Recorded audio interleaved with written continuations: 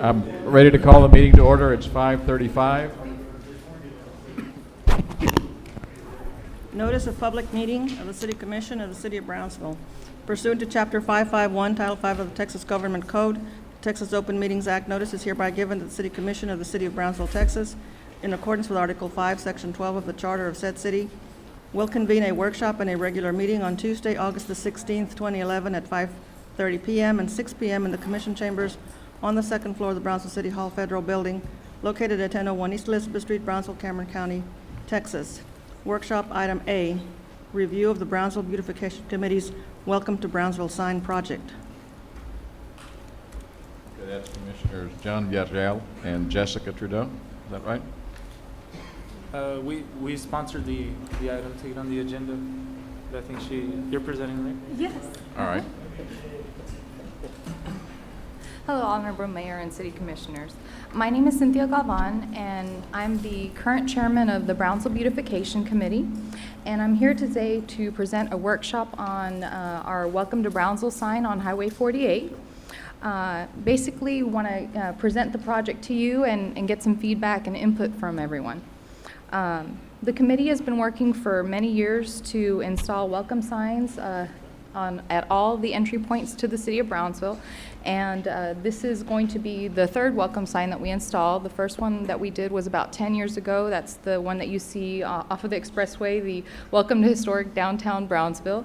And the second one we did in partnership, well, that one was in partnership with Leadership Brownsville. The second one that we did was in partnership with the University of Texas at Brownsville and Cameron County, and that one's at the Gateway Bridge entryway to Brownsville. And so for this third one, we are looking to partner with the Port of Brownsville.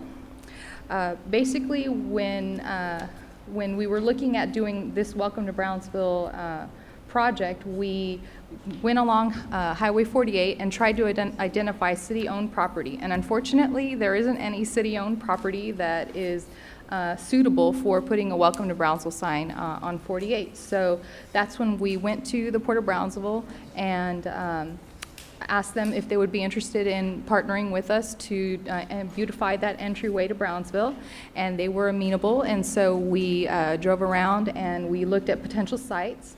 And this is a picture of what we were, this is really a rendering of what we were thinking of doing. Actually, is this? The original one. This is the original sign concept that we went to them with. And you can see it says Welcome to Brownsville. It has our city logo and the Port of Brownsville logo. When we approached them, they with this concept, they came back and asked that we do something on a little bit larger scale. And we explained to them that we had a limited budget, and this is all that we had allotted to this sign project, and they were very interested in partnering with us to make it something that was a bit more significant. And so then do we have a picture of the? We do. Do you want to move to the next? Oh, okay, well, I'm gonna go ahead and pass Scott over because he's done a little bit more of the detail work. And so. Great. Thank you, Cynthia. Sure, no problem. Thank you, Honorable Mayor, members of the Commission. Yes, as Cynthia mentioned, when we approached the port, they were very interested in joining with us, partnering with us. We actually went out with the port director, with Mr. Campirano and some of his staff, and the committee had already identified, I want to say 3 or 4 different sites, and pretty quickly the port eliminated a few of those for various reasons, mainly utilities. There was no water, no electrical, things of that nature. We had some drainage issues in a couple of the locations. So ultimately, we decided on, actually, if you can back up, I'll just show you, just so you can see kind of the history. Go back one more. Let's see, yeah, see, on the top left, that slide shows the original locations that the committee was looking at, one of which was down near the NAFTA Industrial Park, which is a real narrow little sliver of state right-of-way. And then the other one was up along 48, just past the 511 overpass. So then when we met with the port and showed them those, they asked us to look at these 3 down here, which we went back to the committee, and we chose this one, option number 2, which is near a place called You Pull It. It's a auto parts place basically right across from Amfels. So if you go on to the next one, the next slide, this was actually one of the original renderings that the committee and we worked on together to work within our budget, to try to do something that looked nice, displayed a little bit of the historical character. We would have lighting and some landscaping. So that was what we could do within our budget, but when we went to the port, they said, no, let's do something nicer. Let's do more of a monument-style sign. And we explained the cost issues, and they said, no, we still want to be on board. You know, this is our, what is it, centennial year, or what is it for them? It's 75 years. Yeah, 75 years. So the timing is actually, the timing worked out well. You know, we Yeah. hit them at a good time. So if you go on to the next slide, this one shows this location. It is actually a parcel that has been leased by the port in the past. You see there's a little black X with a circle. That little area there was leased to someone, so it has power, it has water, it has all the utilities that we need, which is great. Also, what we like about this location is that it's somewhat controlled in that there's not any unknowns that are going to happen around it. Pretty much, you know, the port now, You Pull It is what it is. It's clean, it's neat, they keep it tidy, which is important, that we're not next to something that's a real mess. So we're comfortable with it being there, and then also the port now can have some restrictions on what happens in and around it to keep it nice. If you go to the next slide, we'll show you what they asked us to do is they asked us to look at the architectural style of some of the older buildings that were out at the port. I believe it was the Harbor Master? The old Harbor Master building, which was definitely kind of a Spanish colonial style. And so they said, could you follow more of that theme? So we came back with this concept, definitely more in the Spanish colonial style, and we used the star, the Texas Star. We have the port logo on the bottom left and our new city logo on the bottom right. And this went over real well with the port. They were pleased with this. You can see the scale of this. That's a person standing there, say, 5'8" or 5'10", so you can see the size of this. This is pretty massive. If you go to the next slide, this shows some of the basic dimensions. So, we're more or less 28 feet in length and about, almost 14 feet in height of this sign. And one of the reasons that the scale is so important is because the property is actually set off of 48 a little bit. We can't do it right on the side of the road. It has to be set back about 30 feet because that's state right-of-way, and we're going to get out of state right-of-way into the port property. So the next slide, if you move on, is just, we call this a simulation, just a quick sketch of a photograph that shows you're looking towards Brownsville on 48, and you can see there's a drainage area and state right-of-way. Basically where the power lines are, that's the edge of state right-of-way. So we're just out of state right-of-way in port property, and you can see the person is there next to the sign. That's why the scale is the way it is, fairly large. When we presented this to the port, we got very good feedback from the port commissioners. Mr. Campirano said, please take this to the city, show it to the city. If the city is generally in agreement, then we'd like to work a partnership, whether that comes in the form of an MOU or, we'll have to work that out with city staff and city attorney on how we work that. But their suggestion was that they have a lot of the crews and people at the port that could actually construct this.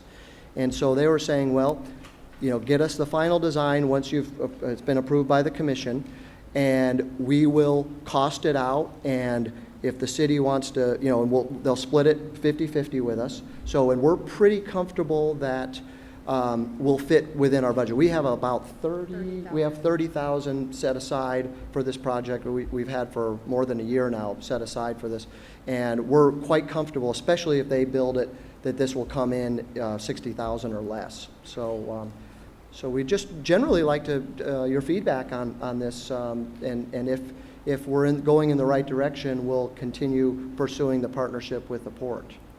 Okay, Scott. I'll look to my right first and see if any of the commissioners have any remarks or comments. I appreciate that. Yes, we charge our CVB with branding and marketing Brownsville to have one consistent message. And I don't believe they use that slogan anymore, on the border by the sea. So I'm just curious if it's possible to maybe collaborate with them to make sure that we have a consistent message in our magazines, and our signs, and our billboards, and now this welcome sign. Absolutely, yeah, that's one of the reasons that we're here today, to make sure we're all on the same page. And we do know the new logo did come into play during this process, and so we were sure to get that on there. But we hadn't heard about the On the Border by the Sea being but certainly we can adjust it accordingly to the it's the BCVB sorry? Yes. Okay, yep, sure, we can meet with them, Yeah. yeah. And I just wonder too, I think the city still uses that slogan. That's our So, slogan. so that's why we placed that slogan on there. Visitors and Just Convention so you Bureau know. is using with a history as big as Texas. But Right. the city hasn't officially changed from On the Border by the Sea, I wonder why That's why that's we not the reflected case. that. because we haven't done it. And then the CVB, I believe they changed it again, because I'm on their website, and now it says a fiesta every day. So it seems that we keep changing our brand, our marketing message, when I really believe we should just have one consistent message to market the city. Charlie, I think it's a point well taken, and I think you need to kind of take a look at it, because I think most messaging people understand that and say one consistent Well, message. This has always been our logo. We never changed our logo. So I think our message to the Visitors and Conventions Bureau would be, go back to our logo. Okay. Well, Bean's back there. Why don't you bean him one? I'm just kidding. Okay. Anyone else? He's Yeah, I know, he's fine. Well, I was gonna say something because Ms. Samara brought something. Mayor and Commissioners, Mr. Kabler is absolutely correct. Our board of directors took it upon themselves to change the logo with a history as big as Texas. And we're also looking into, like Commissioner Zamora said, Brownsville, a fiesta every day, because what we're trying to do is promote our festivals and what have you. But if you all want to make it just one logo, we will do it. Well, here's what I'd like for you guys to Yeah. do, is all you guys get together. Yeah. Not so much the beautification committee and the staff of the city, get together, talk about it, give us a memorandum of, what your intake, what your input and what your, suggestions are, and email them to all the, to Estella, and Estella can distribute them to all the commissioners so that everybody gets a chance to, this is a workshop, so this is a perfect opportunity to kind of figure out what we can all do together, okay? Sure. Anybody else on this side? I just have a question. How does the lease agreement, is that going to be leased out to the city since the property belongs to the port? How is that going to work out? Those are some of the details that are still to be worked out. But Mr. Camperano said, they're ready, willing, and able to start working with us once we had your blessing to kind of move forward. We didn't want to go that next step until everyone had seen it, is comfortable with it. We'll try to take this This is a in great process. Anybody on the left-hand side here? Let me just tell you, I have met with the port about this issue and other issues, and we have a very good relationship. So I'm looking forward to this. I would also encourage the beautification committee to explore the idea, and I realize we're in tight, fiscal times, but the airport is also, in other words, that's why I think Melissa's idea is very well taken, is that we need to kind of be consistent with that messaging. Yeah. But with the fact that Aeromexico's coming in here now on a Wednesday, I believe that if we take this opportunity and seize this moment, we can make that a permanent, not only will they be here for a year, they're looking at trying to expand their service. And so we should take this time to go ahead and collaborate and work well with all the ports of entries, okay? Great. So anyway, Yeah. just a Yeah, thought. It's these welcome signs have been kind of on our agenda since almost the beginning. So, we would love to do like one a year or one every 2 years. It's just, the process, it's a painstaking process. We tried to do one up by San Benito, was our original place, coming in on 77, and just the conflicts between TxDOT and the railroad and, you know, safety issues, that's why we ended up putting it there, the Well, historic site. when y'all get to that point, if y'all are taking a look at the airport, I mean, there was an original, Larry Brown just walked in, there was an original project. It lacked funding from the TxDOT aspect of it. And we're right now in contact with the TxDOT people so that we can probably all get together. Rekindle And that. I think I went to your office, see what you're going to do for free. Yeah, How about sure. that? Sure, sure. We're vested in Brownsville. Yeah, so no, I know you are, I know you are. Otherwise, I wouldn't have gone to your office. Sure, sure. No, I just think it would be nice to, that whole entryway from the airport, when we talk about advertising, there's no better advertising than to do, you know, really showcase Brownsville. And then we've talked to the National Parks fellow today, Mark, and again, I think we have a golden opportunity. Not many have national state parks, you know, inside the city limits, Right. and we happen to be one of those fortunate ones. Yeah. So we need to kind of hype up what we've got. Sure. Palo Alto is a definite asset that we need to really show and beautify. Yeah, sure. Okay? Great, great. Thank you. Any other comments? Okay, thank you So, so much for all your work. Thank you. We'll Okay. continue Just a to second. pursue the partnership Yeah. and the logos. You can tell them that Right. that we're very much in favor of working things out and getting it done. If we're talking about a monument sign at the airport, Mayor, we've got the funding and we're just about ready to present that. Yeah, I think the project that Larry had told me about, and I'm still setting it up with TxDOT, was that they were the ones that failed to have any funding, and so, but we'll work it out. They're doing a great job out there at the airport and bringing all these airline services, so we need to kind of give them a boost, We okay? got funding in place with the monument sign from GBIC. So All right, thank you. That's in the pool. Thank you. Thank you. The next item, Stella. Workshop item B, Gladys Porter Zoo update report.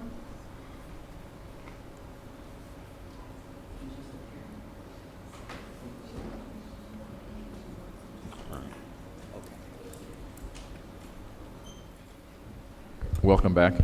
Honorable Mayor, Commissioners, thank you for allowing me to be here this evening. I thought it would be appropriate, particularly with so many new commissioners, to just do a brief update on what's going on at your Gladys Porter Zoo. And I would point out the fact that the City of Brownsville owns the zoo grounds and all the facilities. It is a city facility. This year, we celebrate our 40th anniversary. And this year's Zoofari will be celebrating that anniversary. And as you know, most of you know, that's our big annual fundraiser. And the revenues generated at Zoofari are used for our capital projects, new construction, et cetera, at least in years when we don't have to use it for operating. But benefit of a zoo in a community, our zoo is basically a living classroom for 390,000 plus visitors. It's a major tourist attraction. It provides constructive recreation for local families. It's a great place to take the family and have a day out.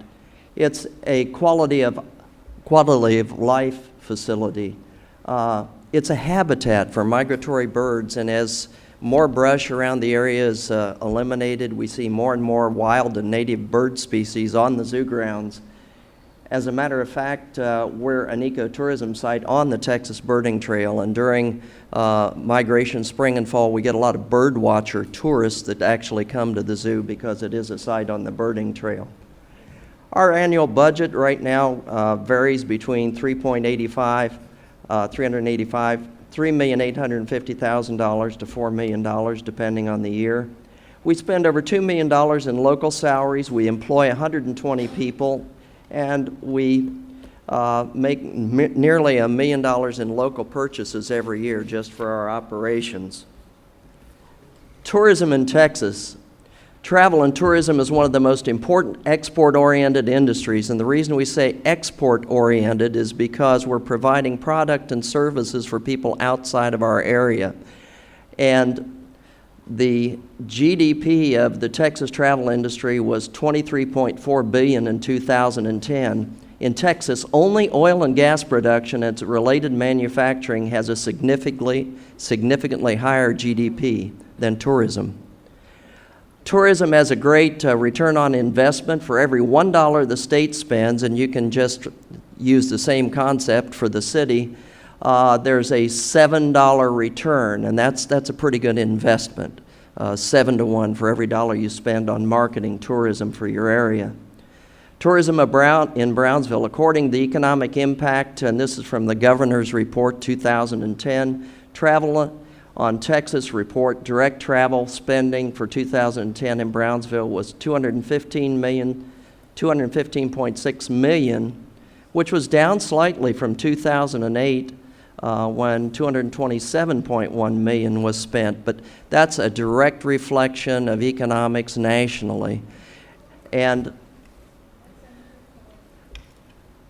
one of the things that's very important at the state level, the state of Texas did not lower their travel promotion budget, not one penny, because they looked at that 7 to 1 return on your investment, and they said this is not the time to start losing money from our tourism industry. Colorado did that very thing a couple years back. They were number 1 in tourism, and now they're 17th, and they've never recovered their number 1 position, and they probably won't. Who attends our zoo? Well, look at this number. This is kind of interesting. In 2008, we had 360,000 visitors. In 2010, we had 435,149. And we're having very good attendance so far this year, knock on wood, and hope the storms stay away. But we're on track to a very good attendance year again in 2011. But look at the change in demographics as who's coming to the zoo. In 2010, 81% of the visitors were from the Rio Grande Valley, and of these, 160,169 were Brownsville residents. 19%, or 80,754, came from outside of the valley.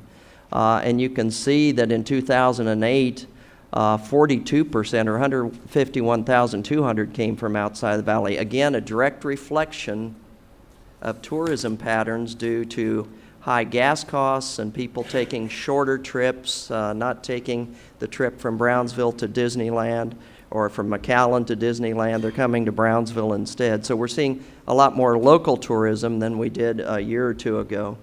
If you read the bottom, it says, following steep declines in 2009, both state and national travel industries began to recover in 2010. And there it is. We had an increase over 2008. Despite state and national declines in travel, the zoo continues to garner increased attendance. And it's like trying to hit the moving target. We have to constantly look and try and figure out where our market is and where it's coming from and where to best invest those promotional and advertising dollars. Just a kind of an update on capital improvement projects at the zoo. Under construction, hopefully very shortly, will be the 9,717 square foot education complex. This will represent a 385% increase in education space. And the reason that's needed is we cannot accommodate all the classes that request special classes at the zoo. Last year, 2010, we did actual classes for 44,000 students. Now, that's not just people that walk through the gate. Those are people that actually got some sort of formal classroom experience on wildlife, conservation, ecology, nature, et cetera, et cetera. So we really need those increased classrooms. We already have the largest natural history library in terms of books held of any facility here in South Texas, and that includes both universities. We have a bigger natural history library than either university, and we'll continue to expand that, and that's available to university students, elementary school students, and anyone that wants to come over and use the library. It's always open during working hours. All you have to do is come in and ask, and you're welcome to use the natural history books we have in the library. That building, as you can see, will have a Spanish colonial style entryway. That's a 151-foot shaded porch, which will view out into the park, the Botanical Butterfly Park that we've just completed. We've got a good percentage of the money in hand, and we're actively fundraising on that project. Here you can see the superstructures already going up on the Russell Aquatic Ecology Center. This new exhibit will have a stingray touching and feeding activity, jellyfish displays, large fresh and saltwater fishes, a jetties exhibit, mouth of the boat of the Rio Grande mangrove display. A teacher will be able to take a class in there and use each element in the exhibit as a teaching tool. This is what you find in saltwater. This is what occurs in freshwater. This is what occurs in brackish water. So it'll be a very great teaching tool, and hopefully we'll jump our attendance by maybe 20%. As you can see, we've got part of the money in hand, construction's well underway, and it's always easier to raise money when you have a tangible result for people to look at and say, we want to be part of this. So that's what we do. That's what we spend most of our time at, trying to raise money for these improvements. And most of all, I want to thank everyone here, the City of Brownsville, for your continuing support of the Gladys Porter Zoo. We're proud of it. We want it to be and continue to be one of the top zoos in the world, not just in Brownsville, Texas. And thank you for your continuing support. And anyone that has questions, I'm generally there if I'm not in South Dakota on my motorcycle, 24/7. So. Well, Pat, let me just express to you my own personal thank you for all your hard work. As you well know, I visit you quite often. I'm very much interested in your projects. And I'll also welcome any other commissioners to make any comments to Dr. Birchfield. But I do think you're doing a marvelous job, and we will continue to support you. And I think the City of Brownsville really appreciates what you're doing for them. Well, again, I'm very blessed by having an absolutely outstanding staff. They all wear 4 or 5 hats, and they all work extremely hard, and it's evident. They do a great job. And thanks so much. Thank you.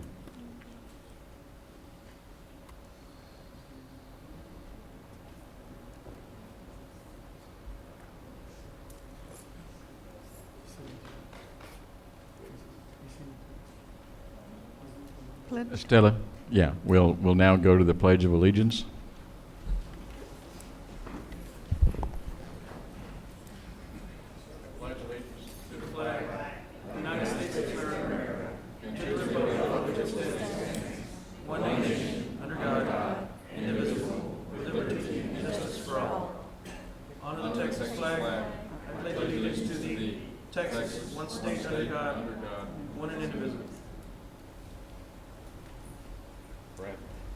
Let us pray. Father God, we thank you for the city we're blessed to live in here in Brownsville. Lord, we thank you for the teachers we've been blessed with. And Lord, we ask you to bless and guide them this week as they're already preparing to teach our children. Bless the children and the parents as they prepare to go back to school. Lead and guide each of them. And Lord, I ask you to lead and guide each of our leaders here before us today. Let the decisions that are made in this meeting be good for the city of Brownsville. In the name of Jesus Christ. Amen.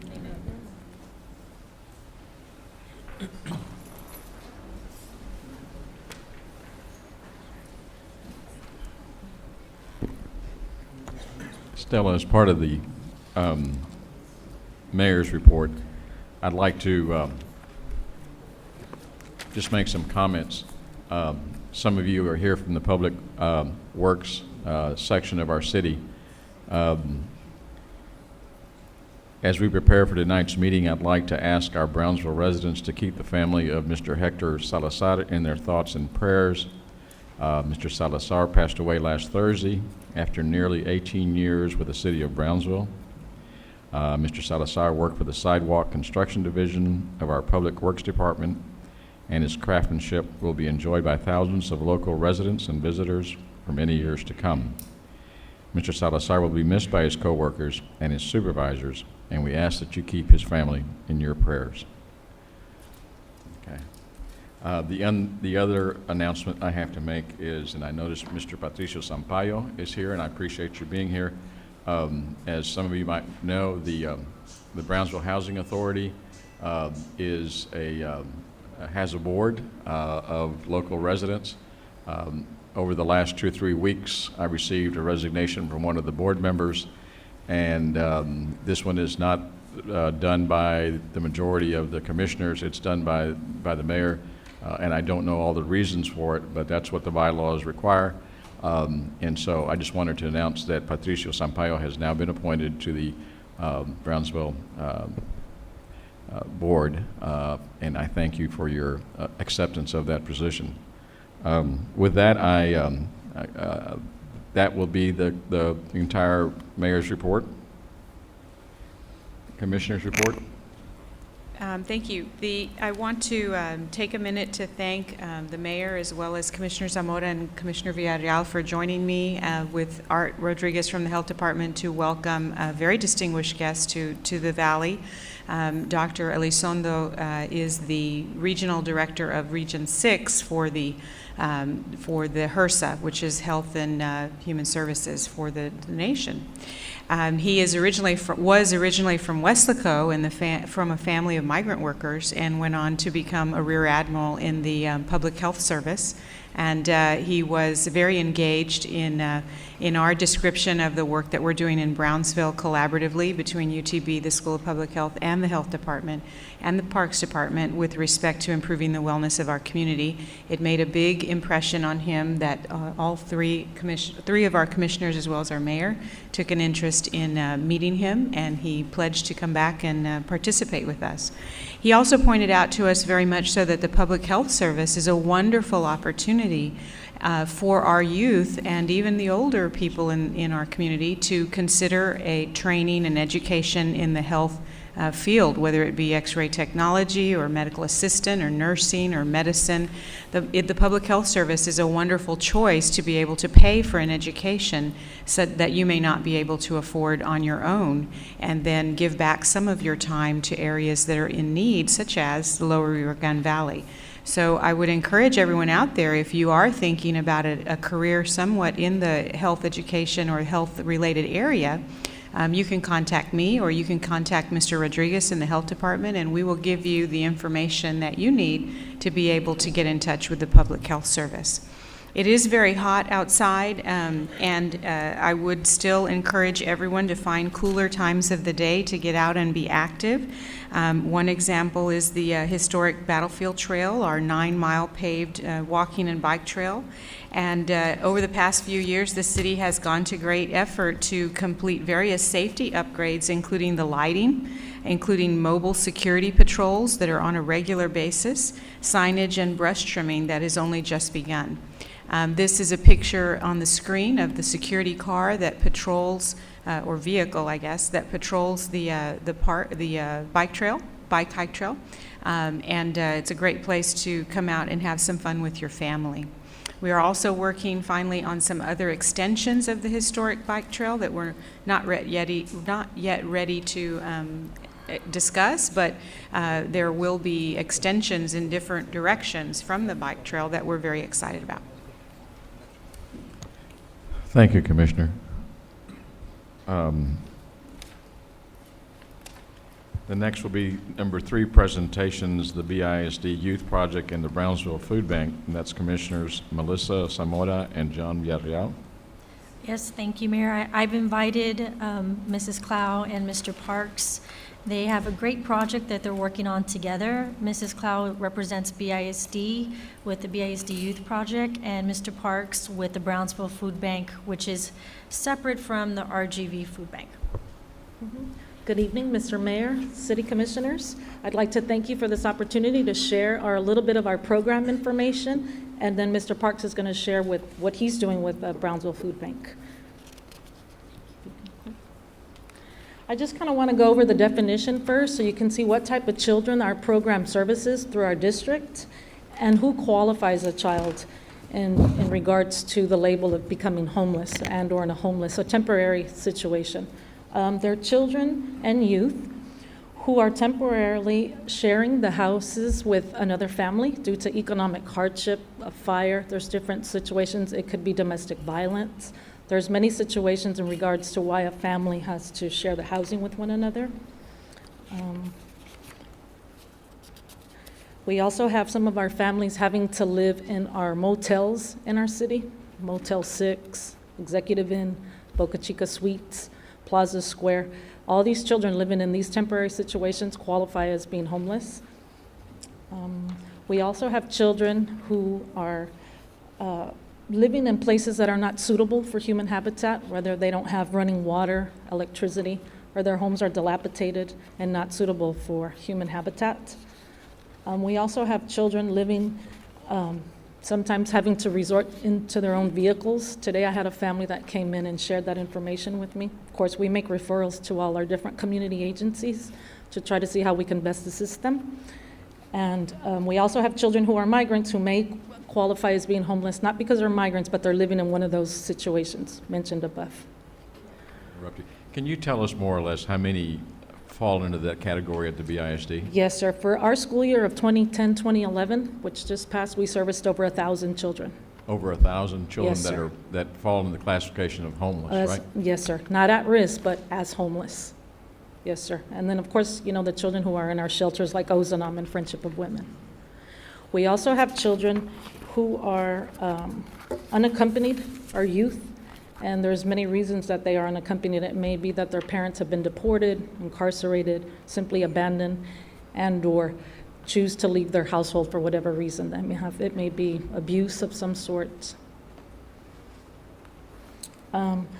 And with that, I mean, what we do is within our office is we provide direct services through our school district, enroll them in school, coordinate services with all our departments depending on each family's and child's needs. And of course, one of the main things is, and this is how Mr. Kenneth Parks, the director for Brownsville Food Bank, has come together on this project. Based on a presentation that I gave, he saw the need that we needed a food bank here in Brownsville. And with that, we've worked together and we have an ongoing project. And now I can introduce Mr. Kenneth Parks with his part of the presentation. Thank you, Mayor, and thank you, Commissioners. Thank you, Commissioner Zamora, for inviting us here today. Diana Clow was originally invited to visit I'm also the president of the Brownsville Ministerial Association. And Ms. Clow was invited to bring awareness to the Ministerial Association about what we call what according to this law, which is the homeless youth and children of our city. I've been to many countries and I didn't understand.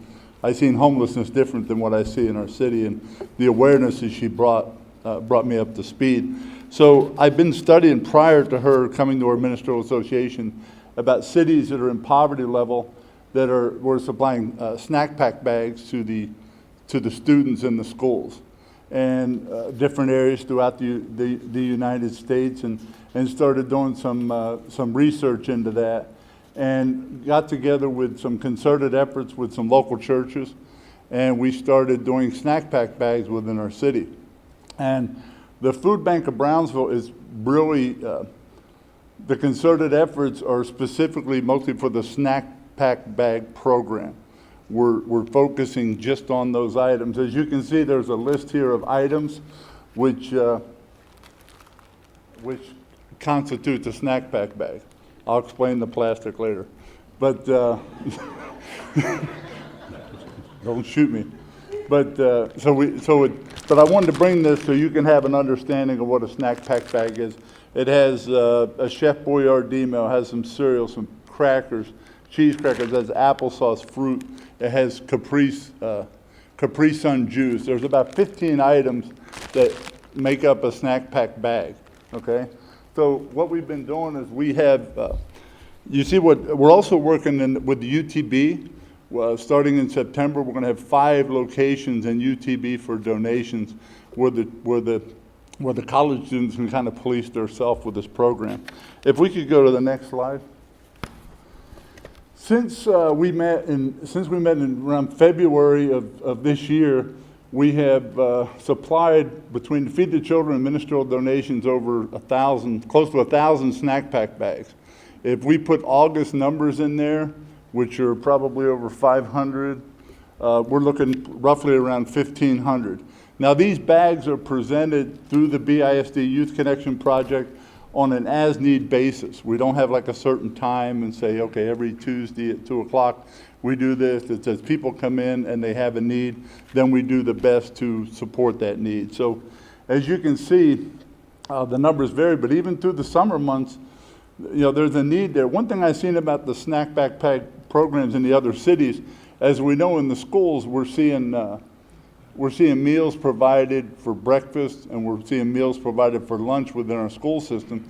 But then we see children that are going home and they have nothing that they're going home to. We're talking about children that are living in hotels and motels, substandard housing.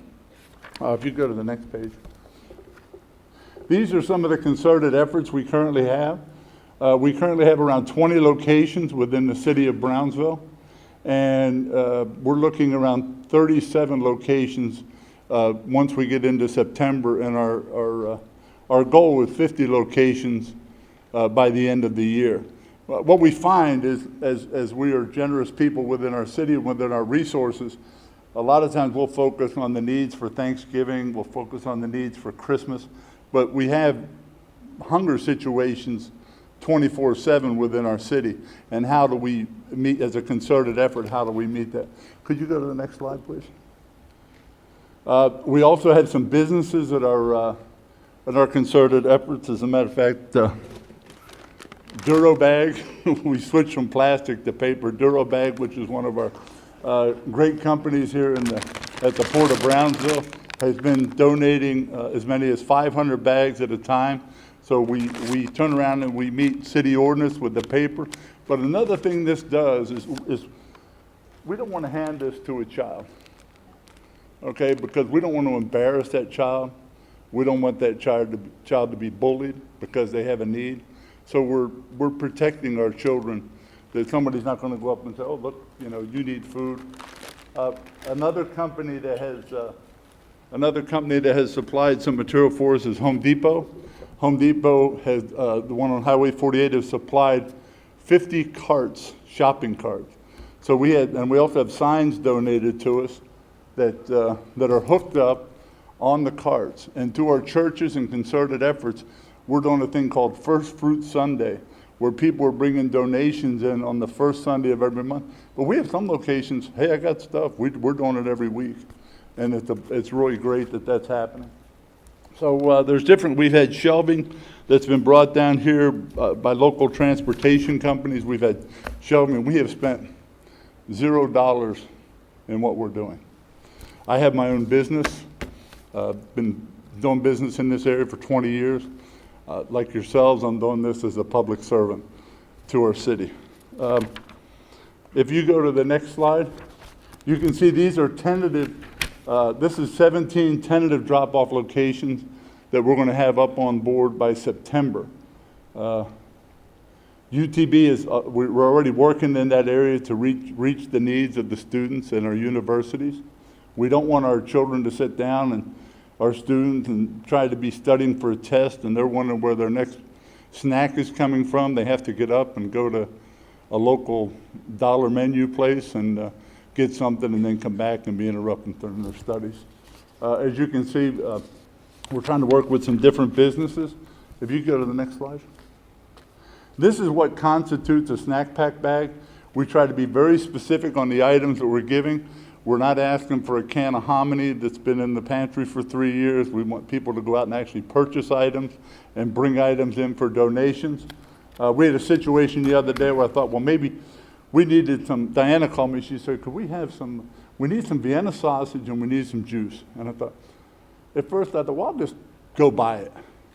And I just checked up on myself and I called the church and I said, y'all collect anything this week? And they said, yeah, we got a few items, why don't you come by? And I went by and here in the cart there were several cans of Vienna sausage in the cart. We had 8 snack pack bags we had to deliver to a motel where some kids were staying. And then as I was ready to leave, she said, wait. She says, I got some juice for you too. And she went in the refrigerator. She said, I don't know who this belongs to, but I'm going to give it to you. And so it goes to show me that we have the resources within our community. We're not here asking for monetary donations, but if you want to do that, that's fine. We're looking for community involvement. and community awareness. If you go to the next slide, this is what does constitute a snack pack bag. These bags are actually under $4, which where most of these kids are in motels and different places, if they go to the Bolero, they're going to pay about $12 for these same items off the shelf. And that's all I have. But we're reaching some kids that, if I hear stories in the schools, I hear stories in the universities where they just don't have anything. And so this is not a handout, it's a helping hand. And it's just to subsidize. It's not to take over any programs. It's just to subsidize some things we can do in the community.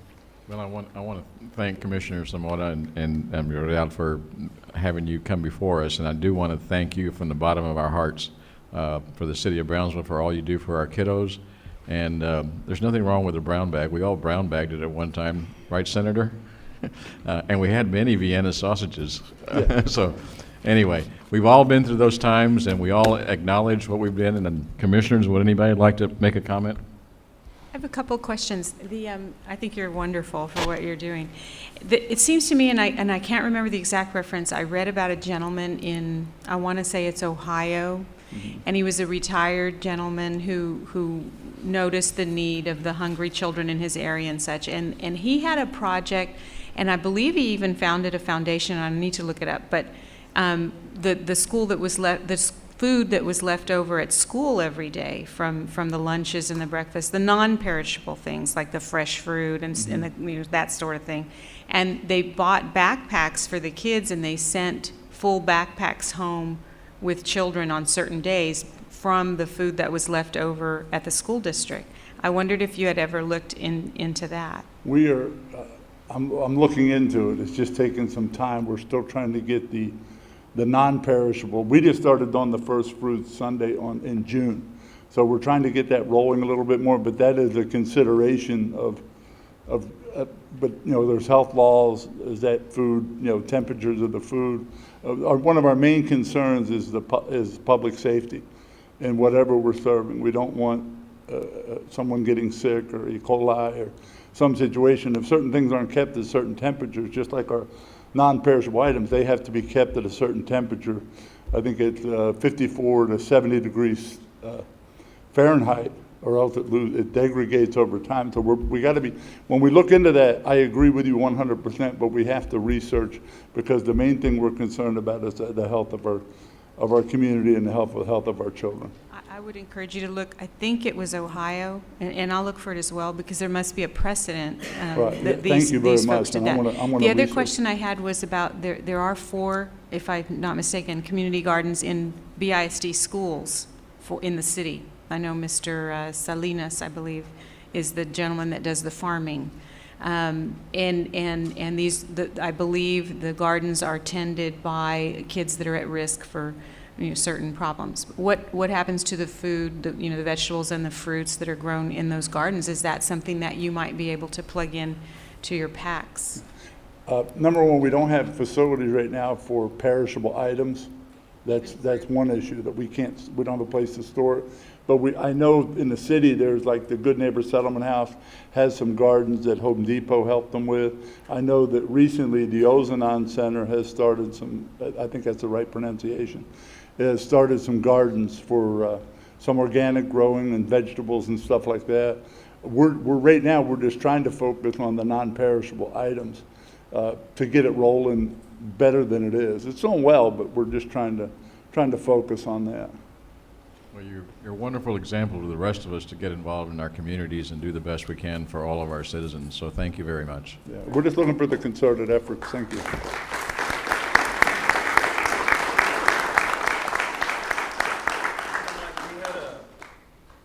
Us teachers, we're back at in-service this week, and we had, especially at the school that I teach at Oliveta Middle School, we had an in-service where we will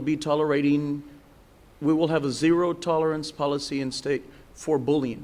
So when you said that, somebody might be at risk that we're bullying, we're not just going to be saying, we're a campus that has zero. No, we're actually going to be enforcing.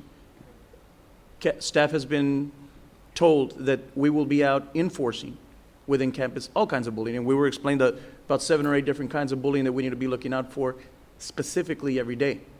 Now, we also came upon the agreement that we need to return back to giving our students a lot of more citizenship and a lot more involvement within their communities so that they can be aware that these problems do exist. And we, like you said, need to be the first, that first person that comes to the aid of our fellow man. So thank you once again to the commissioners and for you for coming to present this. And like I said, BISD, like I told you, is working towards maintaining, that kind of a policy on bullying. May I mention that the UTB has taken this program up as a civic project for community service, which I think is wonderful, and also part of their health services department. So the students are going to be involved. Like I said, they're going to pretty much police themselves, which I think is great. That's great. Thank you so much. Thanks again. Estella, I think the next one is the proclamations, and there's 3 officers, there's 3 proclamations. Yes, sir. There's Commissioner Commander Longoria. Robert Avitia. Yeah, excuse me. Commissioner Longoria has requested that he could read Yes. the proclamation for Bobby. And Senator Eddie Lucio, thank you for being here. I think, Charlie, why don't you go ahead and take over on this item, okay?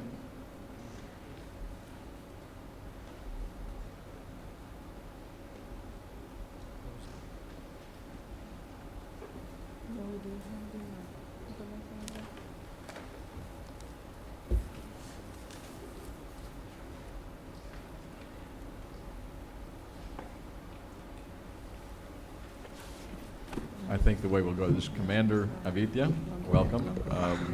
If Commissioner, would you read the proclamation? Well, you got a city first, right? Have a city first. No, just us. Just right? With Louis, please.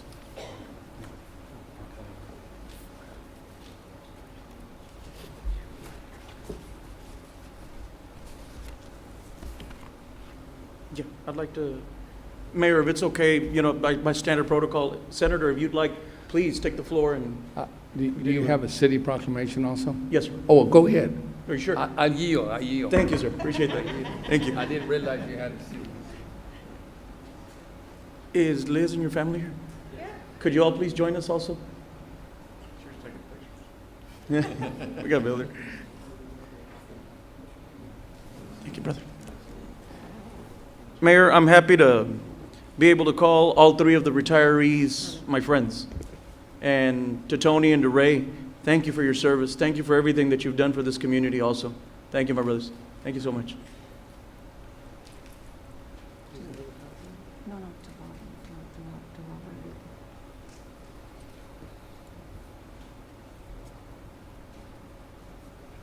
Bob, when I came into office in 2003, you came in and you were one of the first friends, you and Carlos were some of the first friends that I made here.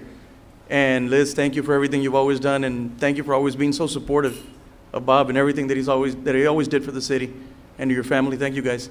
Thank you so much for always being supportive of your dad and everything that he's done for us. So thank you for that. The following is a proclamation of the City Commission of Brownsville, Texas, honoring Commander Roberto Ramiro Avitia Jr. for 36 years of dedicated service. And whereas Commander Robert Ramiro Avitia Jr. is a native of Harlingen, Texas, born on October 23rd in 1953, graduated from Brownsville High School in 1971, received his BS in Criminal Justice from Pan American University in 1974, and joined the Brownsville Police Department in January 1st, 1974. And whereas while in service with the Brownsville Police Department, Commander Roberto Ramiro Avitia Jr. completed numerous assignments including police patrolman, investigator, supervisor of juvenile services, public information officer, administrative services division, and the Emergency Communications Center.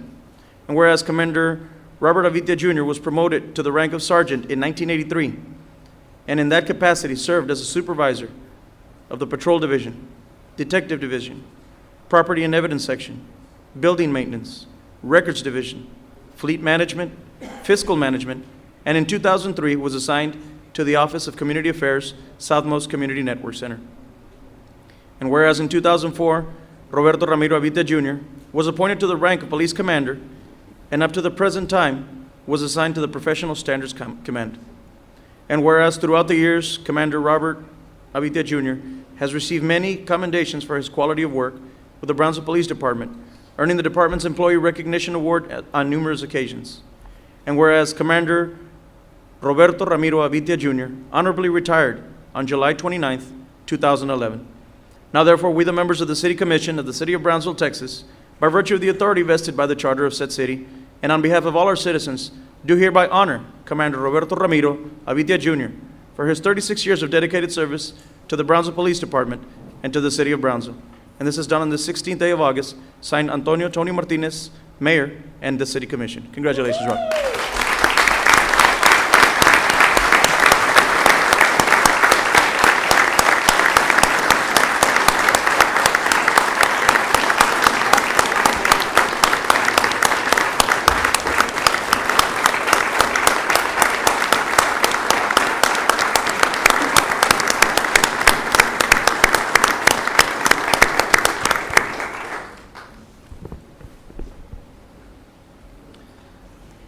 Senate Resolution 54, whereas the Senate of the State of Texas is pleased to recognize Commander Robert R. Avitia for his many years of outstanding service with the Brownsville Police Department, and whereas highly respected by his colleagues, Commander Avitia is well known for his dedication to his profession and for his superior courage and leadership.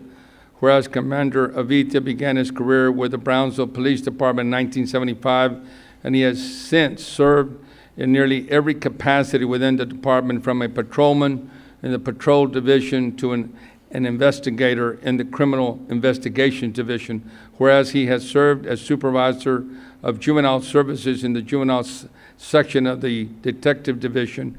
As the department's public information officer, he has also served in the Administrative Services Division and in the Emergency Communications Center, whereas he was promoted to sergeant in 1983 and took on the duties as a ship supervisor.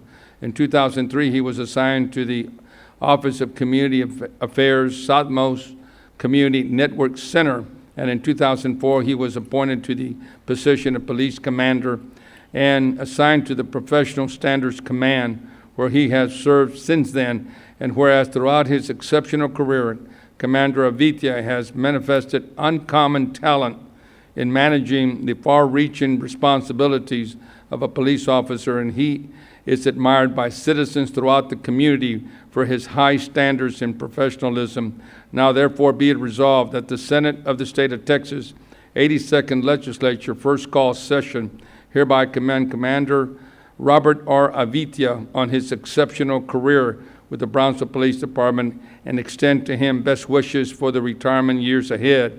And be it further resolved that a copy of this resolution be prepared for him as an expression of high esteem, respect from the Texas Senate. It's signed with me by the President of the Senate, the Honorable David Dewhurst. With this resolution, which will be in the Texas archives forever so your grandchildren can read about you in the years to come, I want to present to you, Commander, a Texas flag, very specially flown over the state capitol, dedicated July the 4th of this year. Very important year in our day, in our history.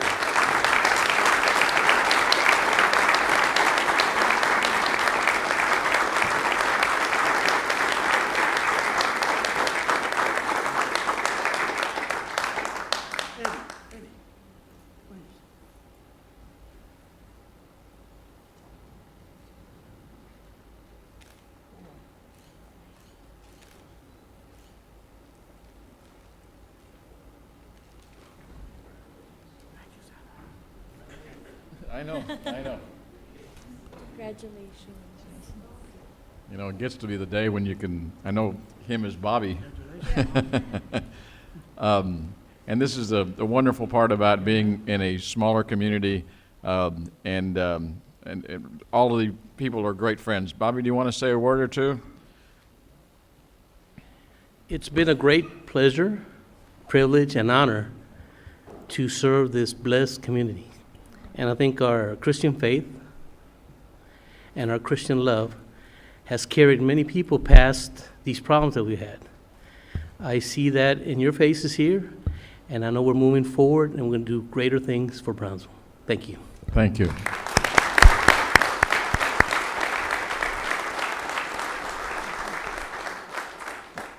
Charlie, I'm going to turn it over. Are you going to read the next proclamation, or how? Estella? Okay.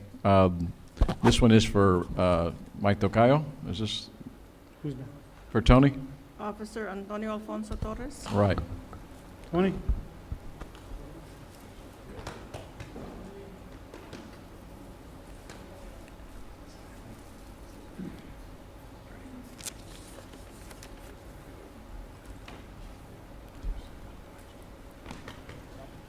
I have it.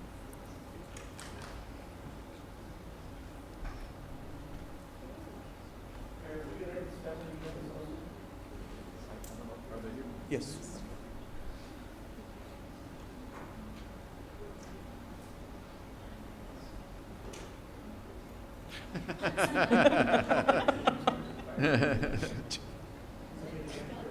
Yeah. Well, he's got friends coming.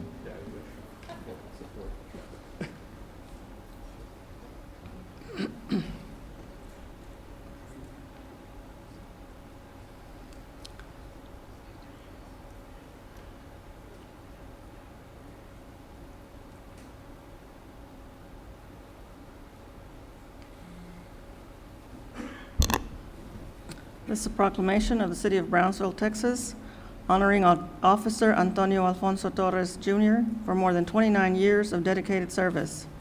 Whereas Officer Antonio Alfonso Torres, Jr. is a native son of Brownsville, Texas, born October the 12th, 1960, graduated from James Pace High School in 1979, and began his career as a police officer on August the 3rd, 1981.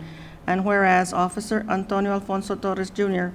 obtained many certifications from the Texas Commission on Law Enforcement, Officer Standards and Education during his career with the Brownsville Police Department, including Basic Peace Officer Certificate in July 1st of 1982, Advanced Peace Officer Certificate on July of 1983, and Master Peace Officer Certificate on March 26th of 2002.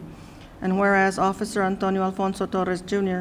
served the Brownsville Police Department for more than 29 years, fulfilling assignments to the Uniformed Services Command and as motorcycle officer with the Traffic Enforcement Unit. And whereas Officer Antonio Alfonso Torres, Jr. retired on May 31st, 2011 as a patrol officer with the Uniformed Services Command.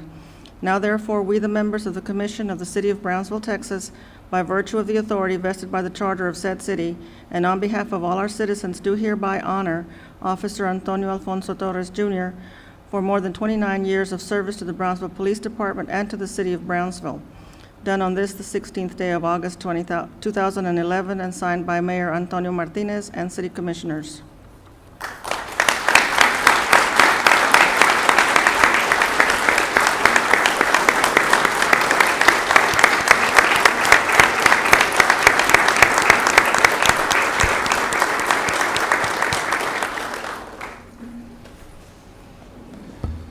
Senate Resolution 52, whereas the Senate of the State of Texas is pleased to recognize Antonio Torres, Jr.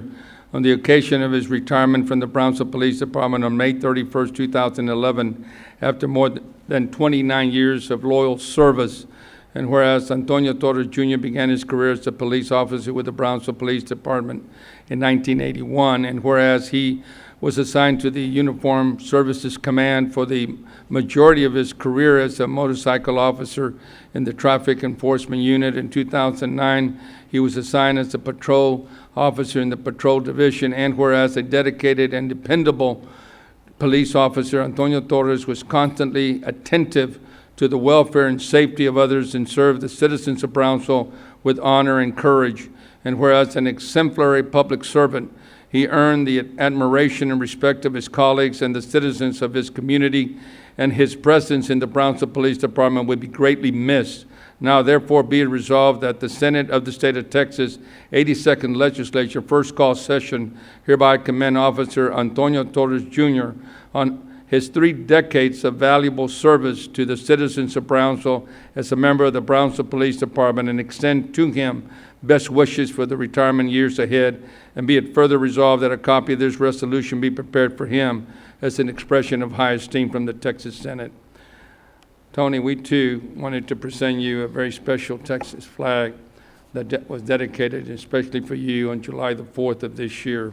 congratulations for an outstanding service. And by the way, I forgot to give Mr. Avitia one, but I will. I brought you a shopping bag as well.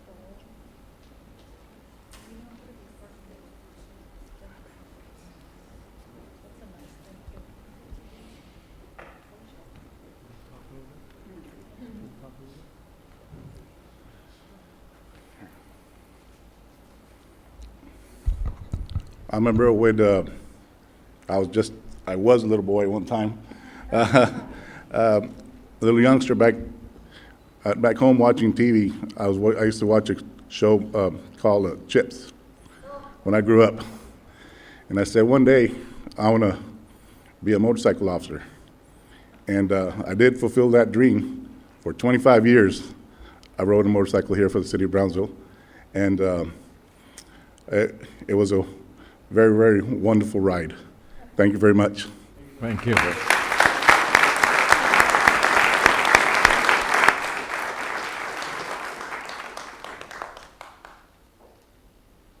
Officer Raimundo Arellano Jr.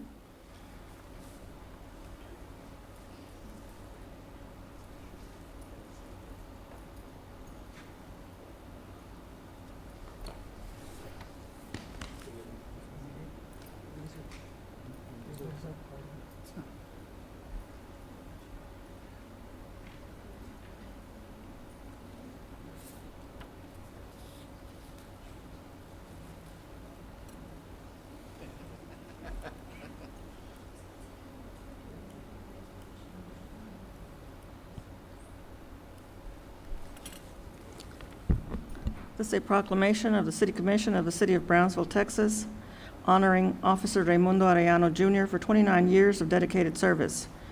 Whereas Officer Raimundo Arellano Jr. was born in San Benito, Texas on October the 9th, 1953, graduated from Harlingen High School in 1972, and began his career with the Brownsville Police Department on February the 18th, 1982.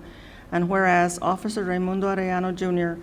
began his law enforcement career in the Uniform Patrol Division, continuing with an array of varied assignments, including horseback patrol, field training officer, liaison officer to Mexican law enforcement, auto theft investigator, burglary detail task force, municipal court operations, training unit, and the Office of Community Affairs.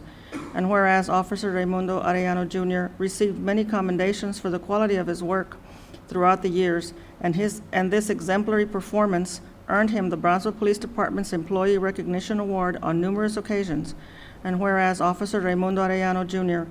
also served as coordinator for the Brownsville Police Department's community and youth programs, and successfully coordinated all fundraising events relevant to the department's community programs, such as Christmas for the Kids toy giveaway and many other community and youth programs.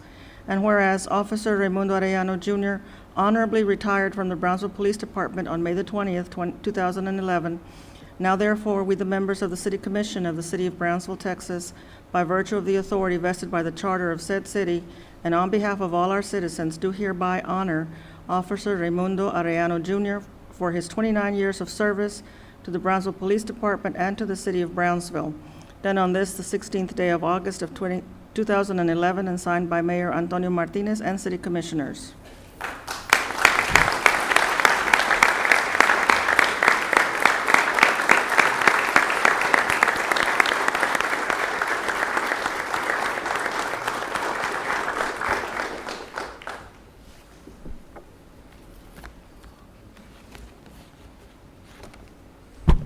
Senate Resolution Number 53. Whereas the Senate of the State of Texas is pleased to recognize Raimundo Arellano Jr., who retired May the 20th, 2011, after nearly 3 decades of outstanding service with the Brownsville Police Department. Whereas Officer Arellano joined the police department in 1982 and began patrolling on horseback. He went on to serve with many divisions within the department, including the Special Investigation Unit, the Burglary Detail Task Force, Municipal Court Operations, the Training Division, and the Office of Community Affairs. Whereas dedicated to helping the people of Brownsville, Officer Arellano served as coordinator for the department's community and youth programs. He played an important role in the success of the department's annual Christmas for Kids toy giveaway, and whereas a man of courage and tenacity, Officer Arellano has been dedicated to making the streets of Brownsville safer for its citizens, and he has consistently demonstrated solid judgment in dealing with the unique challenges of law enforcement duty.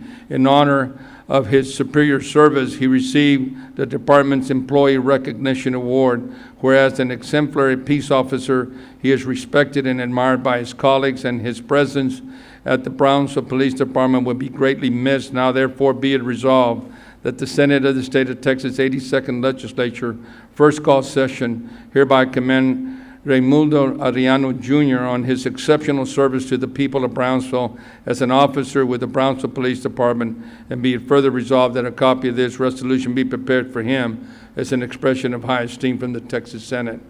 Ray, we too want to join with the citizens of my hometown in letting you know how grateful we are. You, as well as the other honorees here today, have been extremely dedicated, and I know it was your passion from the very beginning. I'm one of few here in this room that can say I saw all 3 of you start, and you've run your race well, and you've finished with honor, and we thank you for that. Congratulations.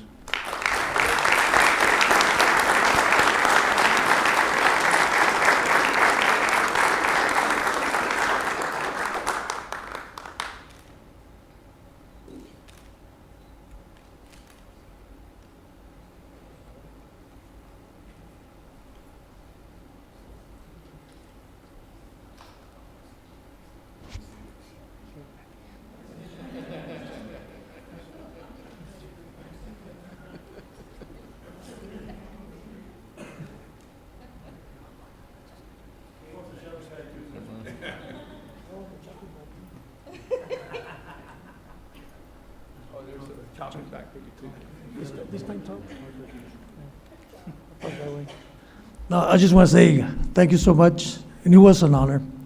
And Chief Carlos Garcia was great. Thank you so much. Great, thank you.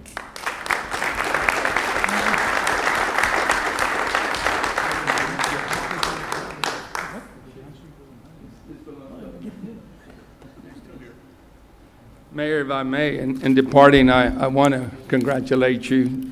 First time I see you and the new commissioners at work, and I'm very pleased to call Brownsville my hometown.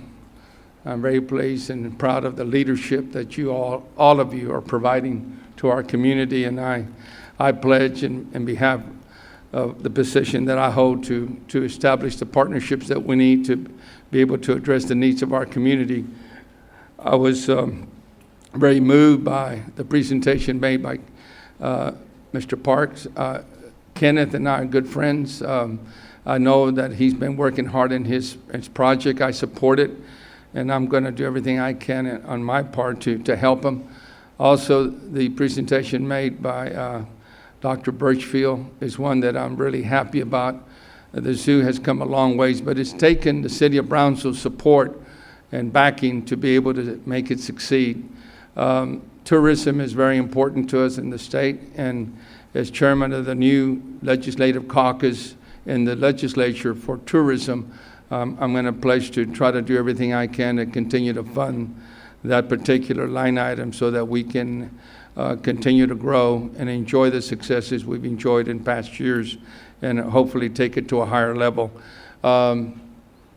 Charlie, Mr. Kabler has invited me to come back to give a legislative report, and he didn't have to twist my arm too hard, because I think it's important for us to share with you what happened this last session, And I plan to do that in the very near future whenever y'all can schedule me in. Thank you so much.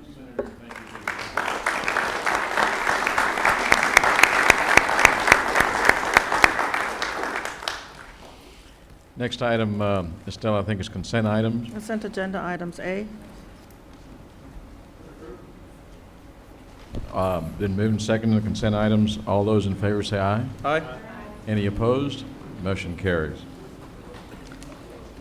Item 5, public hearing and action on first reading of ordinance number 235-2011-012-S to allow a general retail specific use in a professional office classification for .59 acres of Lot 1, Block 1 of the Guevara subdivision located at 455 Los Ebanos Boulevard. Honorable Mayor and City Commission, in this particular case, the applicant would like to have a party place. It's, we can put the map, please. It's, there is a specific use, as you can see, it is in the corner of Los Ebanos and Russell. This is in the City Commission District Number 3. The Planning and Zoning Commission voted unanimously to approve this application. It is a public hearing. Any comments? Entertain a motion. Want to close public hearing? All those in favor say aye. Aye. Any opposed? Okay. Now, go ahead, Ben. Would approve? Have a motion and approval of item number 5. All those in favor say aye. Aye. Any opposed? Motion carries. Item 6, public hearing and action on first reading of ordinance number 235-2011-013 to rezone from dwelling G classification to apartment G classification for 0.98 acres for Block 13 of El Jardín subdivision located at 3225 Port Isabel Road. Honorable Mayor and City Commission, in this particular case, here shaded in red on Old Port Isabel Road and close to the intersection of Ruben Torres, the applicant would like to have apartments in this location. The Planning and Zoning Commission voted unanimously to approve this application. This site is located in Commission District Number 3. Any comments? This is a public hearing. Entertain a motion. Would close? Second. All those in favor of closing public hearing? Aye. Any opposed? Motion carries. Entertain a motion to approve. Motion to approve? Second. Okay. All those in favor say aye. Aye. Any opposed? Item number 6 carries. Item number 7, public hearing and action on first reading of ordinance number 235-2011-014 to rezone from dwelling A classification to general retail classification for 1.1 acre out of Block 47 of Acacia Lake Gardens subdivision located at 235 Milpa Verde Street.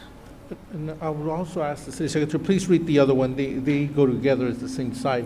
And this is the property shaded in red here. It's on Milpa Verde and East Avenue. So if you can read the other one, please, and we'll take care of them at the same time. Item number 8, public hearing and action on first reading of ordinance number 235-2011-014-S to allow apartments classification on a general retail classification for 1 acre out of Block 47 of Acacia Lake Gardens subdivision located at 234 Milpa Verde Street. Honorable Mayor and City Commissioners, this is a specific use, and what you have here is the applicant would like to have in the front part of his property some commercial retail establishments, but in the rear, he wants to have some apartments. This is a public hearing. This is in Commissioners District Number 1. The Planning and Zoning Commission had no problems and had no questions on this, so they voted unanimously to approve this application. Public hearing. Any comments? I, for one, living right down the street, welcome this kind of buildings into the neighborhood because we're in desperate need of commercial and residential areas for people to rent. So if there's no comment, I move to close public hearing. Do I hear a second? Second. All those in favor say aye. Aye. Aye. On both items, I'm sorry. Okay. Okay, approval, number 7. Move to approve? Second. On 7 and 8? On 7 and 8? Yes, sir. Okay. All those in favor say aye. Aye. Motion carries. Item 9, public hearing and action on first reading of ordinance number 235-2011-016S to allow dwelling-specific use in a dwelling classification for half lot of lots 4 and 5 of Block 62 of the West Brownsville addition located at 1653 West Washington Street. Honorable Mayor and City Commission, the applicant, this is the area shaded in red. It's in Commission District number 4. And in here, the applicant would like to have a duplex. The Planning and Zoning Commission agreed with the applicant, and they had no comments and voted unanimously to approve this application. They do have a site-specific, it is a specific use, so there is a site plan in your information if they would like to put it up. It's a corner lot, it's a half lot, and a full lot. But they do have a site plan of parking where it's going to be located and the facade of the duplex. So there was no opposition to it at the meeting, and voted unanimously by the Planning and Zoning Commission. Any public comment? Entertain a motion. Move to close. Second. All in favor say aye. Aye. Aye. Any opposed? Okay, how about action item number 9? Move to approve. Second. Motion and second. All in favor say aye. Aye. Any opposed? Motion carries. Number 9. Number Item number 10. Number 10, public hearing and action on first reading of ordinance number 235-2011-017-S to allow specific use classification in an apartment zoning classification for Lot 2 and Block 2 of Charmaine subdivision located at 6005 Danubio Court. Honorable Mayor and City Commission, this is for apartments, 12 units off Charmaine Road. This is in District Number 2. The Planning and Zoning Commission voted unanimously to approve this application. It's a public hearing. Any concerns? I'll entertain a motion to close. Motion to close. Second. All those in favor say aye. Aye. Any opposed? Okay, how about a motion to approve? Motion to, I'm sorry. it's okay. Motion to approve. Okay, item number 10, motion to approve in a second. All those in favor say aye. Aye.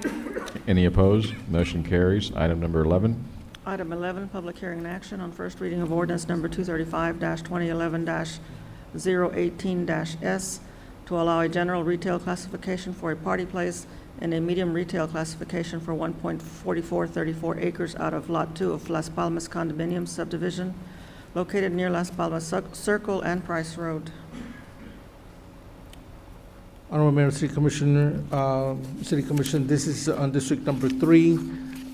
In this specific use case, as you can see here, on Price and Old Port Isabel Road, Las Palmas condominiums are in the rear, and this is vacant property where a physician would like to establish his practice, and right adjacent to his practice, he wants to have a party place, and that's what's being rezoned today. The medical practice has proper zoning, but the party place does not, so that's what he's applying for. It is specific use. There's a site plan in your packet with the parking location, the exits.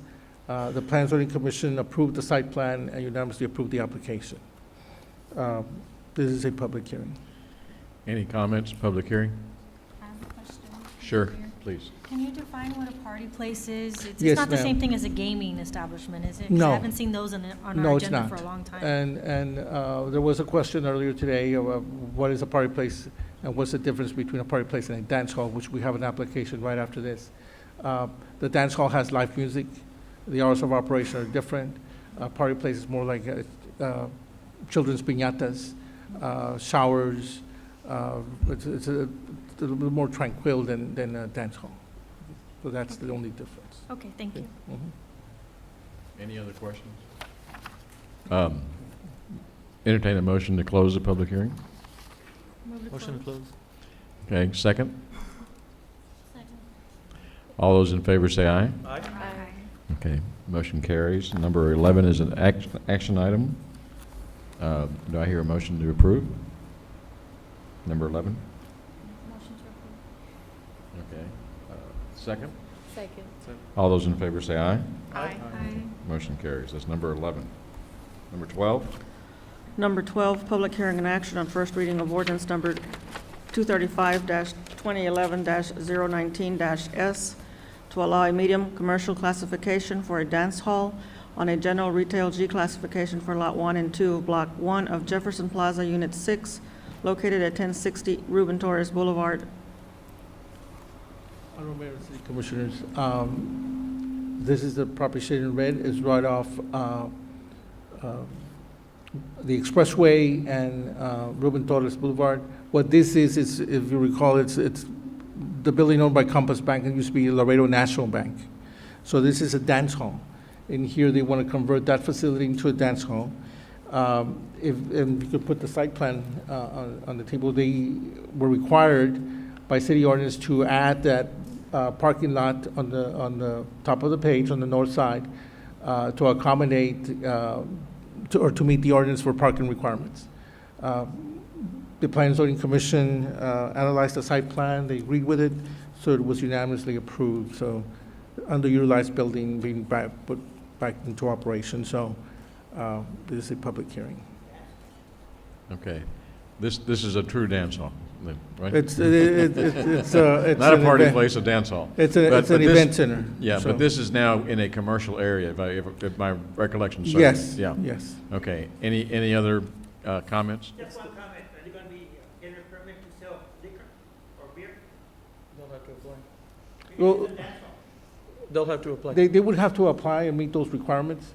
There is the Shalom down right next to it, and I believe they have that, sell that liquor already. So, but that's a different process, and they would have to come here, and we'll go through that process. But right now, If he wishes to if he sell wishes it. to do that, But if not, it's like any other dance hall where you can bring in your own. Right, So it's- exactly.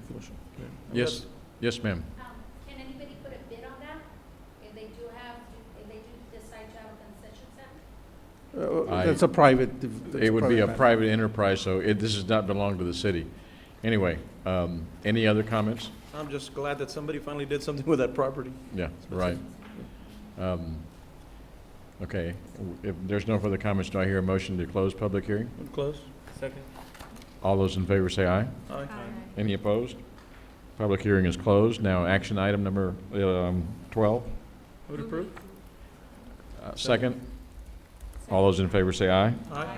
It is approved. Number 13, please.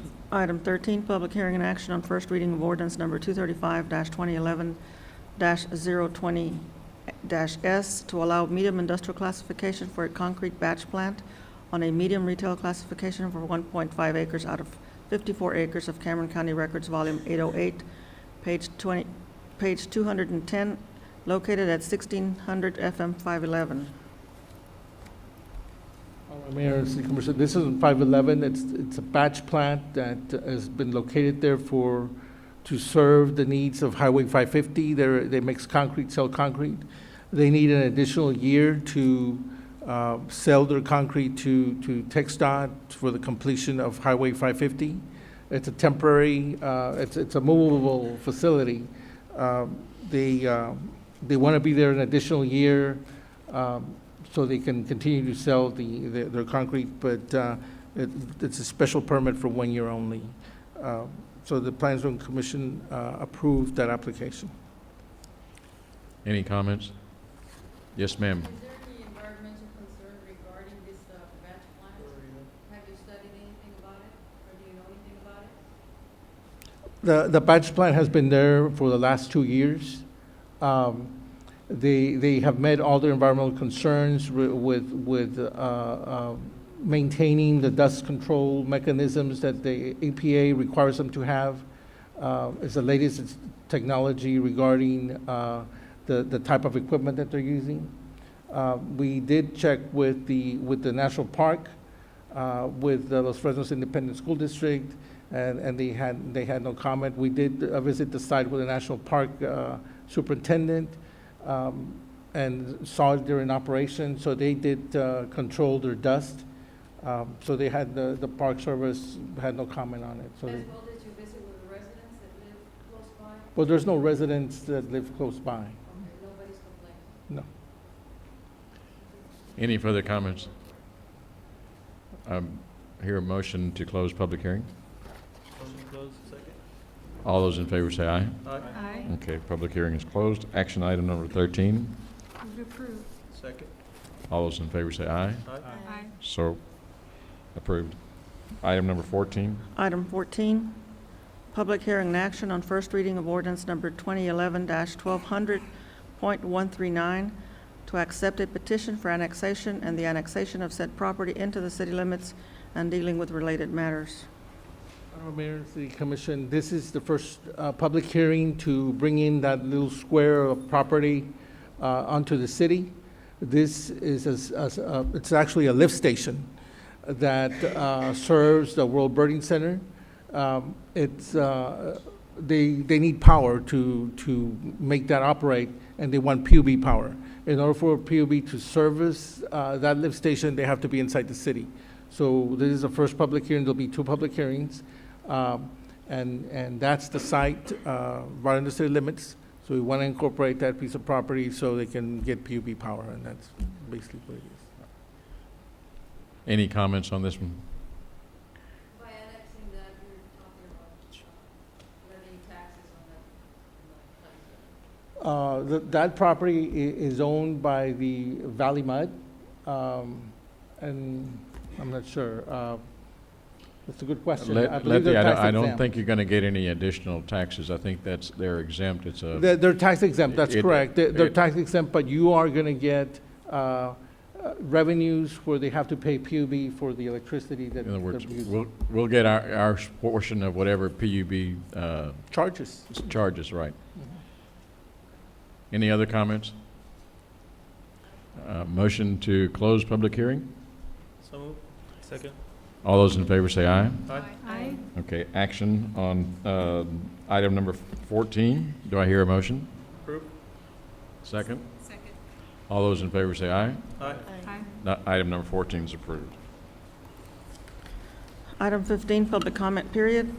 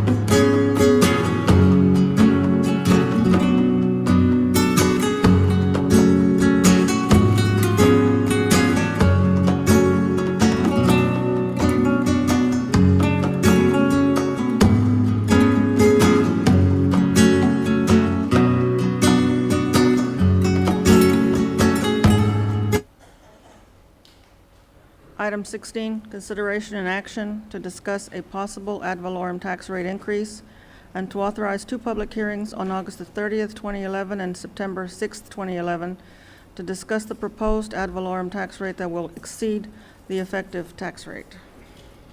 Honorable Mayor, members of the City Commission, we've gone through several meetings regarding our budget, and to start off with, we started off on our first meeting with a $4.5 million deficit.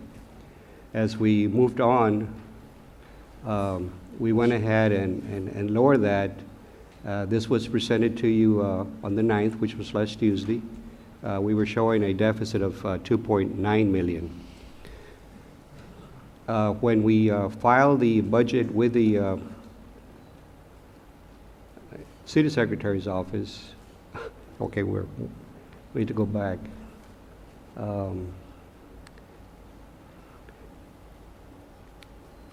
Okay, when we filed the, we need to go back, please. I wish I had the pointer.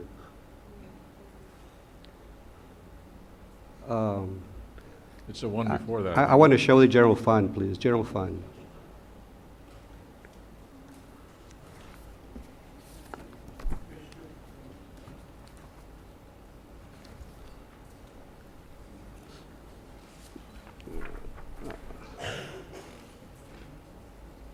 Okay, when we filed the budget with the City Secretary's office last Friday, we had lowered the deficit to $2,383,003. Tonight, that, no, go back another one.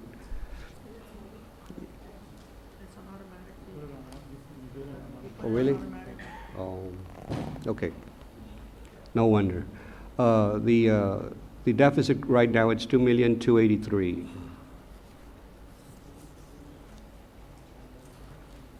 Okay, we can move forward. Move forward to the next one, please. The tax rate, the effective tax rate that has been calculated is 660262. The general fund keeps 59% and the debt service fund keeps 41%. Next. Tell you what, we'll just go ahead and follow the handout. This particular slide shows the increases, how much we would generate with a half a penny, and a penny and a half, et cetera, as far as increase in tax levies. A penny will generate $497,911 more. And as we go down the line, we can go all the way down to the rollback rate, and the rollback rate is 70.0613. That's the maximum that we can increase without voter approval. That's 70 cents, 0613. And that would generate $2,009,123. What is the percentage increase by going from half a penny, et cetera? With half a penny, we are increasing the tax rate by 0.76%, 1.51 for a penny, 2.27 for half a penny, 3.03 for 2 pennies, 3.79 to 2.5 pennies, 4.54 for 3, 5.3 for 3.5, 6.06 for 4, and the maximum again for the rollback rate of 70.0613, that's the maximum, which is 6.11%. This gives you, can you go back? Okay, this one, this particular slide shows how much right now the average taxable value of a residence or homestead in Brownsville is $80,582. This is a number that was figured by the Cameron Appraisal District. Last year was $80,346. So you can see the average value of a residence grew very small. It's a small percentage. If we are to, based on the effective rate of 660262, that would a citizen would pay $532.05, or $3.73 more than last year. And as we move down, if we go to a penny, that means that they'll be paying $8.06 If you go to 2 pennies, it's 16.12, and then 3, 24.17, 32.23, 32.52 on the 4 penny or the rollback rate. What we're asking you tonight is to set 2 dates, which is August 30th and September 6th, so that we can have public hearings to discuss a possible tax rate increase. And when we're talking about a tax rate increase, we're talking about any percentage, any portion that's above the effective tax rate. And remember, the effective tax rate is the effective tax rate that was calculated that will generate the same amount of revenues that we generated the prior year. So for tonight, if you're considering this, we would have to publish this in the newspaper, that we will have 2 public hearings, one on the 30th of August and the other one on September 6th. Okay. And just so that everybody understands, this is to authorize public hearings on 2 particular dates. This is not a tax increase. It just allows the public hearing to comment and discuss those, correct? Right. The budget is scheduled for adoption on September 12th. And this particular date, that's when the tax rate is scheduled for approval. To be set. Okay. And the 2 hearing dates will be August the 30th and September the 6th. Yes, Mayor. Okay. So this is an action item. Do I hear a motion? Second. All those in favor to set these hearing dates, signify by saying aye. Aye. Aye. Any opposed? Motion carries. Thank you, Mr. Gonzalez. Thank you. Okay, we have item number 17, purchases, bids, contracts. Robert? Item 17, consideration and action to award a contract for the purchase and delivery of vehicles for various city departments.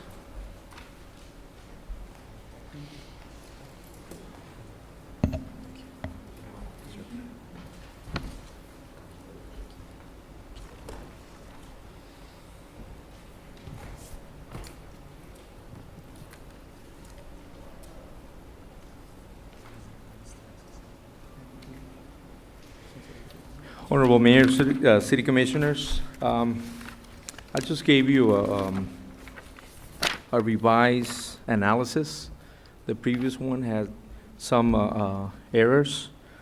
So the recommendation is to award a contract for the purchase and delivery of 3 new 2011 model Chevy Tahoes and 3 2011 Chevy Malibus to the Brownsville Police Department, to Caldwell County of Caldwell, Texas, the low responsible bidder, in the amount of $124,737.